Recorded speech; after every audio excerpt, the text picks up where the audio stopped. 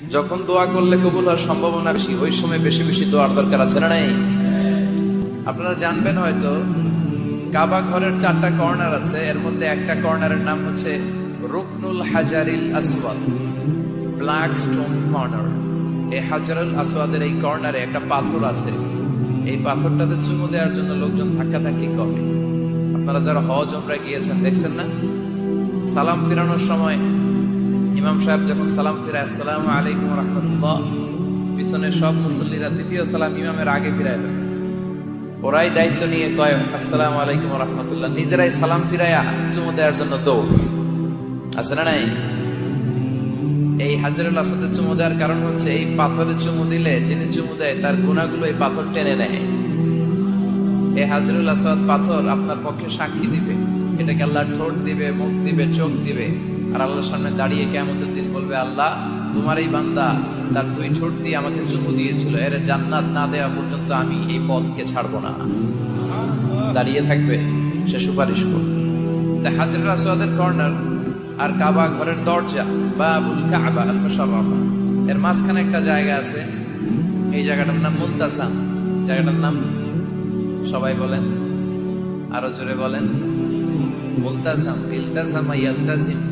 ইলতিসাম মানে লেগে থাকা।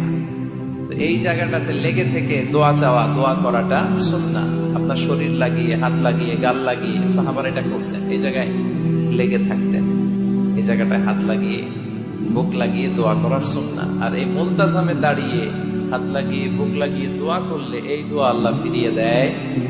এই দোয়াটা কবুল করে নেয় কে? কিন্তু এই মুলতাজামে তো সহজে জায়গা পাওয়া যায় না। লক্ষ লক্ষ হাজী সাহেব, মুআতামির, উমরাকারীরা ধাক্কাধাক্কি করে ওই জায়গায়। তো এক ইমাম সাহেব অনেক ধাক্কাধাক্কির পরে এই মুলতাজামে যে জায়গা পাইছে। মানে মুমিনরা, the believers, they work smart. তারা যে বুদ্ধির সাথে কাজ করে, স্মার্টলি কাজ করে, দে ডোন্ট ওয়ার্ক হার্ড। তারা কষ্ট করে কাজ করে।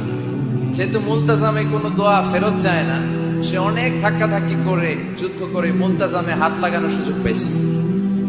হাত লাগায় ধাক্কার জন্য সে তাড়াতাড়ি করে আল্লাহর কাছে দোয়া করতেছে যে, আল্লাহ জীবনে যত দোয়া করছি আর যত দোয়া করব, এই সব দোয়া তুমি কবুল করে নিও।